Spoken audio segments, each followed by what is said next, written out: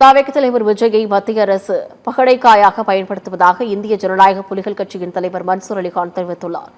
SIR மூலம் தமிழ்நாட்டின் உரிமைகளை தேர்தல் ஆணையம் மற்றும் மத்திய அரசு படுகொலையில் தள்ளுவதாக கூறி சென்னை எழும்பூர் ராஜரத்ன மைதானம் அருகே சாகும் வரை உண்ணாவிரத போராட்டத்தை மன்சூர் அலிகான் தொடங்கினார்.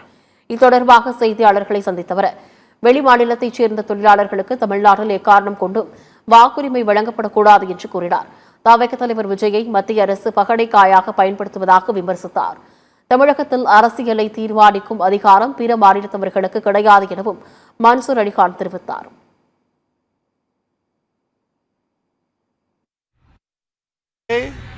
அரசியலுக்கு வரலாம், அவங்க அவருடைய இதை மோதி பார்த்து பண்ணலாம்.